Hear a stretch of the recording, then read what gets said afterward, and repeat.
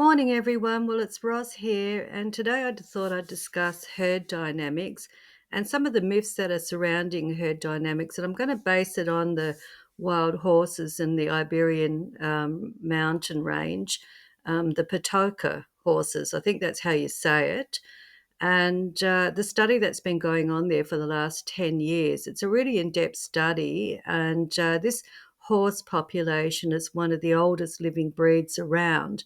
And so they're fascinating to watch because a lot of their behaviours is very different from domestic horse behaviour and also from the common myths of watching um, wild horses in other regions and according to dominant narratives. Anyway, I think it quite often relates to our own horses and how we perceive them.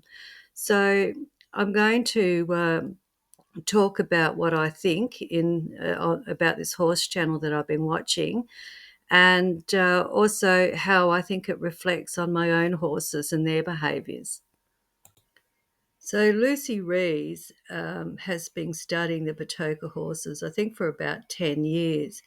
And they're really, what she's seen is a really distinct difference between the behaviours in wild horse herd compared to domestic herds. And when she contrasts and compares them, she sees a lot of aberrations that go on, or misinformation or misjudging horse behaviour in the domestic world.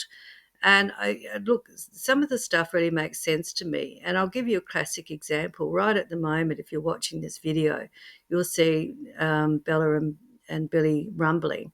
Well, they're not actually really rumbling. It's a ritualized game that they play just about every day. And it's a mock battle over resources, but it's not. It's a game that they actually really enjoy with each other. But to the outside observer, it may look like a battle for leadership. When it comes to who's the real boss between Billy and Bella, there is none. So most of their battles, actually 99.9% of their battles, are all mock battles. There's very little physical interaction. Now, this has changed over the years. Bella is domestic born, Billy is wild born. And when she would play with him or she would, want to rumble with him, she used every bit of force she had. She used her teeth. She used trying to double barrel him. She was very heavy handed. And fortunately, he's always been very athletic and was able to outmaneuver most of those heavy blows that she directed at him. But he never directed them back at her in the same intensity. Yes, he would do high theatrics, but he would never actually make a connection with her in terms of biting or kicking or lashing out. And I noticed this also with the Patoka horses or Patoka horses. Everything was high theatre and demonstration, but actually physical contact is a rarity. And the only time any horse that's been particularly damaged that Lucy Rees has seen over the years was an introduced stallion into the wild, and it attacked a youngster and actually took its ear off. And he was regarded as an aberration because none of the other wild horses, and there's quite a number of them, ever really committed acts of savagery on each other. And this actually makes sense to me because, like I said previously, Bella has always been heavy handed, using her teeth and on Billy, and she'll bite him hard. But I've never actually seen Billy bite Bella. He's nipped her plenty of times, but he's never used any overt force on her because it's not natural for him. He's come out of the wild, and most of his displays and high theatre displays are designed to encourage his opposition, whoever he's playing with, whatever he wants to do what he wants, but he doesn't physically attack in the same way that Bella does. Now, Bella's domestic born, and she's come up out of a herd where she's had to physically defend herself or physically enforce it using harsher methods. And so there are distinct differences between domestic bred horses' behaviour in herd dynamics and wild horse behaviour and herd dynamics. So, what you're seeing here is not really a battle over resources because there's a hay net sitting in the stable, there's hay in the hay feeder, and there's another hay net round in the next paddock area. So, this is a part of a ritualised game that these two horses play all the time. It's also not about dominancy, it's about their ritualised game that they play. And for Bill, it's enjoyable. For Bella, it's about trying to exert her authority because she's still of the mindset that she needs to control everything. Bill's of the mindset that she needs to share everything because he's come from a herd in which resources were shared. Um, Also, he does understand respect, but he's also pushing her a little because he does want his own way, of course, and she wants her own way. But look, 99% of their lives, they're very peaceful with each other, actually, and they do everything together. So this is just a morning ritualized sort of game, and it's not something that you can go, oh, they're battling for supremacy, or this is going to get worse, or, people are going to end up with injuries. It never does. And they've been doing this for as long as they've been together. So horses communicate with each other, not just through verbal sounds, but through a lot of body language. And as you can see, Billy is very theatric in the sense that whatever he communicates, it's done to the maxi. So if it's ears back, head shaking, eyes rolling, feet stamping, doing little bucks on the spot, he loves a bit of theatre, always been that way. And Bella does the power displays. She loves doing power displays. She likes her big girl body, but it's nothing more than that. So we have to be careful as owners not to overreact when our horses are being avert towards each other and think, oh my God, we've got to separate those two, or there's going to be cuts or bruises.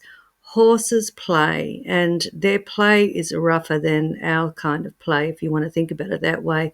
So we can't helicopter around them. But then on the other hand, if we've got a domestic bred horse that is showing aberrant sort of behaviours towards others, then you need to deal with the conflict and step in. Also, if the horses are playing around you, and being disrespectful, then you need to enforce your space, which I do. So, when I'm putting out hay, they're entitled to play, but if they're going to try and run through me, and I don't care who it is, they'll get shushed out the way very quickly, and I'll reinforce the fact that I want my space and they need to be mindful, even if they're playing their games.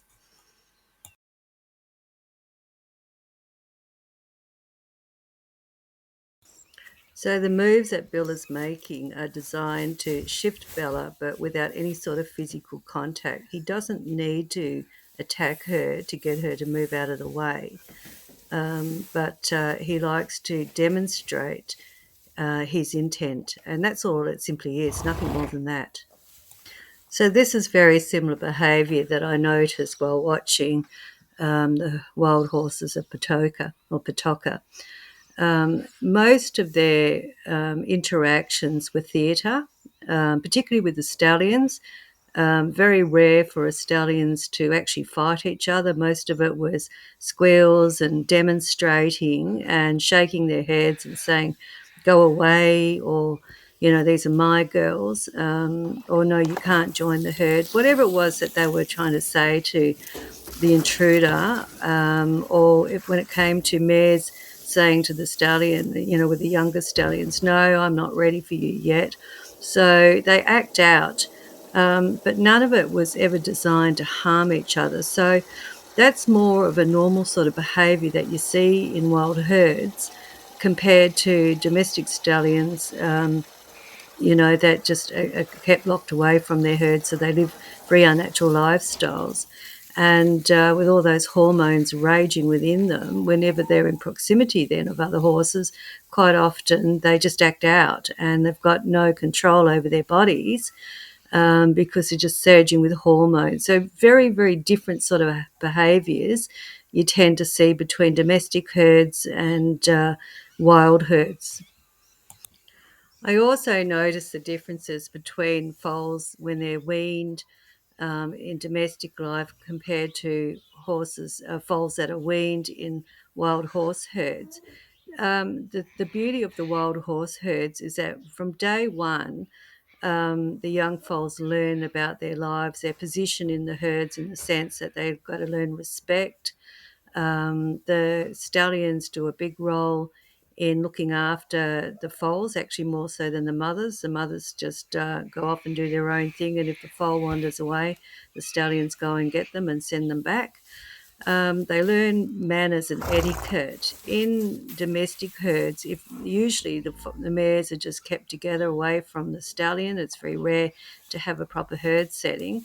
And often the foals are weaned at 5 to 6 months of age, so they don't learn herd hierarchy, herd behaviour, and there's far more chance of them becoming aberrant and having problems in the long run because they simply don't know how to socialise and how to behave appropriately.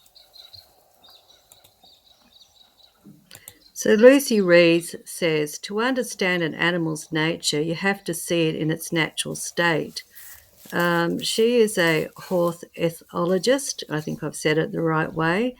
Originally from Wales, and she spent a significant period of time studying the horse habits in various countries, from Arizona to,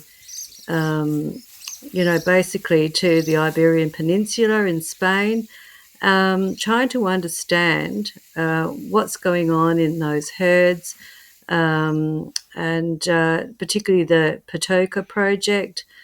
It's about a herd of feral Basque horses in the mountains of Spain, where she lives, and she spends most of her time there studying and training people and trying to make sense of the horse's behaviour, and then she contrasts and compares it.